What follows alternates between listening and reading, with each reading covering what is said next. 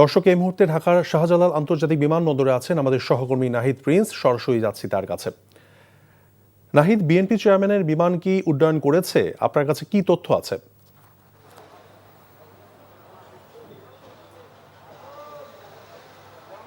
না, এখনো বিমানটি ছেড়ে যায়নি।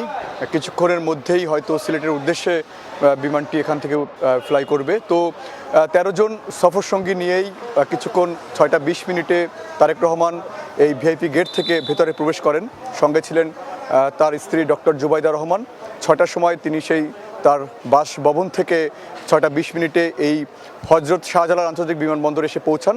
তো আগামীকাল সকালে তার আলিয়া মাদ্রাসার মাঠে প্রথম সমাবেশ। তো সেখানে তিনি তার প্রথম সমাবেশে তিনি তার বক্তব্য রাখবেন। আগামীর রাজনীতির যেসব পট পরিবর্তন তিনি করতে চান সেই বিষয় নিয়ে তিনি আগামীকাল জনসভায় ভাষণ দিবেন। এছাড়া আজকে সেই সিলেটে পৌঁছানোর পরে তিনি সেখানে হজরত শাহজালাল শাহপরান রহমতুল্লাহর মাজার তিনি জিয়ারত করবেন।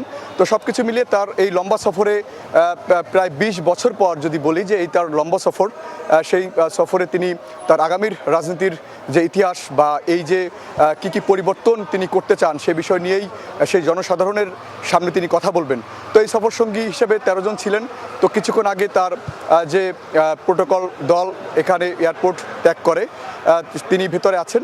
কিছুক্ষণ পরে তার বিমানটি হয়তো এই হজরত শাহজালাল আন্তর্জাতিক বিমানবন্দর থেকে চলে যাবে। তো এই সময়টি ছিল ৮টা ১৫ মিনিটে, সেইটি অনেকটাই পেছনে এনে ৭টা ২০ মিনিটে করা হয়েছিল। তো এখনও আমরা যতটুকু জানতে পেরেছি যে বিমানটি ছেড়ে যায়নি, সেটি আমরা জানাতে পারবো যে সেটি কখন নাগাদ ছেড়ে যাবে।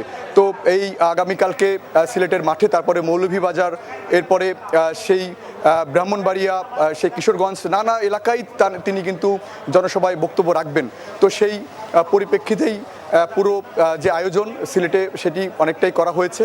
তো এই হজরত শাহজালাল আন্তর্জাতিক বিমানবন্দর থেকে এই ছিল আমার কাছে সবশেষ।